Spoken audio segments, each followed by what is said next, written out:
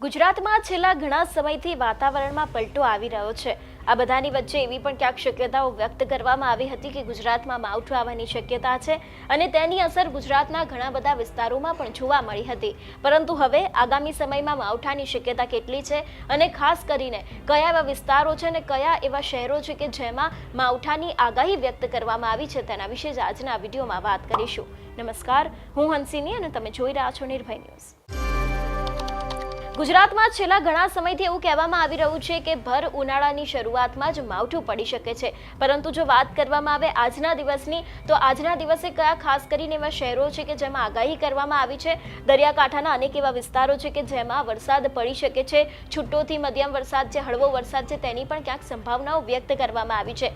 જો નજર કરીએ, IMD દ્વારા આ બહાર પાડવામાં આવ્યું છે, ખાસ કરીને જે દરિયાકાંઠાનો આ વિસ્તાર છે એમાં ગીર સોમનાથ, અમરેલી, ભાવનગર, તે બાદ અહીં લખવામાં આવ્યું છે સાબરકાંઠા, અરવલ્લી, પંચમહાલ, દાહોદ, વડોદરા, ભરૂચ, સુરત, નવસારી, વલસાડ, દમણ છે, તેની સાથે ડાંગ, તાપી, નર્મદા અને છોટા ઉદેપુર, જે દરિયાની આસપાસના દરેક વિસ્તાર છે એ દરેક જગ્યાએ ક્યાંક છૂટો છવાયો વરસાદ અને ગાજવીજ સાથે હળવાથી મધ્યમ વરસાદની આગાહી કરવામાં આવી છે। એટલે ખાસ કરીને આજે દરેક વિસ્તારો છે એ દરેક જગ્યાએ આજે વરસાદની આગાહી કરવામાં આવી છે। આપણે ગઈકાલનો પણ ચાર્ટ જોયો હતો કે એમાં પણ અનેક એવી જગ્યાઓ છે કે જેમાં આગાહી કરવામાં આવી હતી અને હવે આજના દિવસને લઈને પણ જે દરિયાકાંઠાની આસપાસના વિસ્તારો છે એ દરેક જગ્યાએ ક્યાંક આગાહી કરવામાં આવી છે, જેથી વરસાદ છે તે વધારે ને વધારે પડી શકે છે। એ પછીના દિવસની જો વાત કરવામાં આવે તો હવે અહીંયાથી વરસાદનું જોર ઘટ્યું છે, એટલે કે આ બાજુના જે વિસ્તારો છે એ અત્યારે હાવ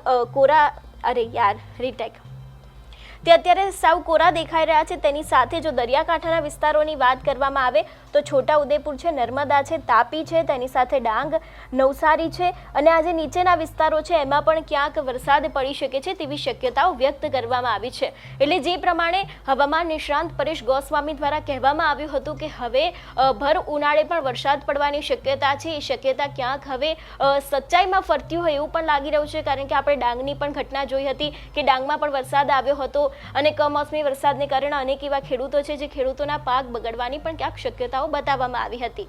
હવે ક્યાંક પરેશ ગોસ્વામીએ આ દરેક વરસાદ પડી શકે છે અને હવામાનમાં જે પલટો આવી રહ્યો છે એ વિષયને લઈને શું આગાહી કરી છે તે પણ સાંભળીએ। હાલમાં જે હવામાનમાં અસ્થિરતા ઊભી થઈ છે અને હવામાનમાં પલટો આવી રહ્યો છે અને હજુ ઘણા વિસ્તારમાં પલટો આવવાનો છે, આ વિશેની સંપૂર્ણ માહિતી આપવાની છે। સૌપ્રથમ તો આપને એ જણાવી દઉં કે આમ તો આગોતરા અનુમાન તરીકે આપણે થોડા દિવસ પહેલા પણ માહિતી આપી હતી કે 31 માર્ચથી લઈને 5 એપ્રિલ દરમિયાન રાજ્યના હવામાનમાં પલટો જોવા મળશે અને કોઈ જગ્યાએ છૂટાછવાયા ઝાપટા પડશે। ગઈકાલે પણ આપણે એક વિડીયો મૂકીને માહિતી આપી હતી। આજની તારીખે વાત કરવા જઈએ તો આજે છે 31 માર્ચ 2025।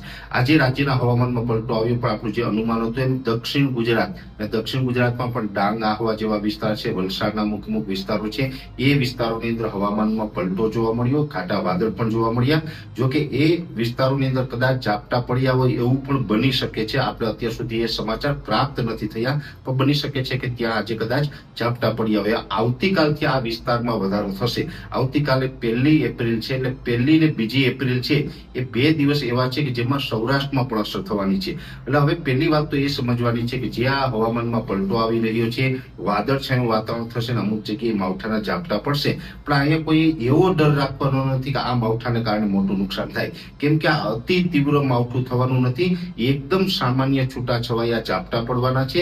એટલે કોઈ ડરવાની કે ગભરાવાની જરૂર નથી, કેમ કે આમાં કોઈ મોટું માવઠું નથી, એકદમ છૂટા છવાયા સામાન્ય ઝાપટા પડવાના છે। હવે આ આવતીકાલે 1 તારીખ અને પરમ દિવસે 2 તારીખ એની અંદર જોવા જઈએ તો દક્ષિણ ગુજરાતના પણ વલસાડ, વાપી, બારડોલી, બિલીમોરા, નવસારી, સુરત સુધીના વિસ્તારોની અંદર પલટો જોવા મળશે અને છૂટાછવાયે ક્યાંક ઝાપટા પડશે। એવી રીતે સૌરાષ્ટ્રની અંદર બોટાદ, ભાવનગર હોય, અમરેલી, ગીર સોમનાથ, જુનાગઢ અને રાજકોટના એકલ દોકલ સેન્ટર, એમાં પણ રાજકોટના દક્ષિણ તરફના વિસ્તારો છે એમાં કદાચ સામાન્ય છૂટાછવાયા ઝાપટા 1 અને 2 તારીખે 2 દિવસ સુધી પડી શકે છે। સૌરાષ્ટ્રના જે પોરબંદર, દ્વારકા, જામનગર, મોરબી, સુરેન્દ્રનગર, પ્રોપર રાજકોટ, આ વિસ્તારોને હાલ કોઈ માવઠાનો ખતરો નથી। બની શકે કે એમાં કોઈ વિસ્તારમાં વાદળ જોવા મળે, પણ ત્યાં માવઠાનો ખતરો દેખાતો નથી।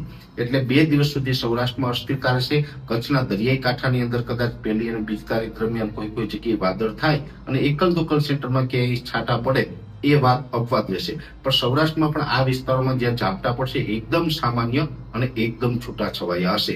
એવી રીતે જોવા જઈએ તો 1 થી 4 તારીખ સુધી મધ્યપ્રદેશ અને રાજસ્થાન બોર્ડર લાગુ વિસ્તારો છે તેમાં થોડીક અસર લાંબો ટાઈમ રહેશે, એટલે કે ત્યાં તો 1 થી 4 એપ્રિલ સુધી આ અસર રહેવાની છે. સૌરાષ્ટ્રમાં તો 1લી અને 2જી તારીખ 2 દિવસ હશે. પણ જે મધ્યપ્રદેશ અને રાજસ્થાન બોર્ડરની વાત કરવા જઈએ તો અરવલ્લી, મહીસાગર છે, દાહોદ, ગોધરા છે, છોટાઉદેપુર છે, આ તમામ જિલ્લા છે એમાં 1 થી 4 તારીખ સુધી ઘાટા વાદળો જોવા મળશે અને છૂટાછવાયા ઝાપટાઓ છે પડતા રહેશે. પણ ત્યાં પણ હેવી માવઠું થવાનું નથી, છૂટાછવાયા સામાન્ય છાટછૂટ કે ઝાપટા પડી શકે. અને દક્ષિણ ગુજરાતના પણ તમામ જિલ્લામાં છૂટાછવાયા છાટછૂટ કે ઝાપટા પડી શકે. એટલે આ ટાઈપનો માહોલ છે ને એ રહેવાનો છે. જો કે આ જે માહોલ છે એ જેટલા વિસ્તારોમાં ઘાટા વાદળ હશે, ઝાપટા પડશે ને ઘાટા વાદળને કારણે અમુક વિસ્તારનું તાપમાન ડાઉન થશે. બાકી જે વિસ્તારોમાં વાદળ નથી એવા વિસ્તારોની અંદર તો તાપમાન છે 40 થી 42 ડિગ્રીની રેન્જમાં જોવા મળશે. એટલે ઓલ ઓવર જોવા જઈએ તો લગભગ રાજ્યના ઘણા ગાંઠિયા વિસ્તારોની અંદર આ વાદળ થવાના છે. એટલે કે કહી શકાય કે 20 થી લઈ અને 22% વિસ્તારો એવા હશે કે જ્યાં વાદળછાયું વાતાવરણ થઈ શકે છે. મેં આપને નામ જણાવ્યા, દાખલા તરીકે જુનાગઢ હોય કે ભાવનગર હોય, તો ભાવનગર જિલ્લામાં વાદળ થાય તો ભાવનગરના તમામ ગામડાઓમાં ન થાય. એમાં બની શકે કે 2-5% ગામડાઓની અંદર થાય, બીજા વિસ્તારો છે ખુલ્લા રહે. એવી રીતે દરેક જિલ્લાની અંદર 2-5% કે 10% વિસ્તારોની અંદર વાદળછાયું થાય કે ઝાપટા પડે, બાકીના વિસ્તાર જે ખુલ્લા રહેવાના છે. જે વિસ્તારો ખુલ્લા રહેવાના છે કે જ્યાં વાદળ નથી થવાનું, ત્યાં તાપમાન છે 40 થી લઈને 42 ડિગ્રીની રેન્જમાં જોવા મળશે. એટલે એકંદર એવું કહી શકાય કે ડબલ ઋતુ છે એ આપણે ગુજરાતની અંદર જોવા મળશે. કોઈ કોઈ જગ્યાએ ઝાપટા પડતા હશે ને કોઈ જગ્યાએ હીટવેવ હશે. આમ તો હીટવેવનો રાઉન્ડ અત્યારે ચાલી રહ્યો છે. આવતીકાલ 1 એપ્રિલ છે. 1 એપ્રિલ થી લઈને 7 એપ્રિલ સુધી તાપમાન આપણું ઊંચું જ રહેવાનું છે.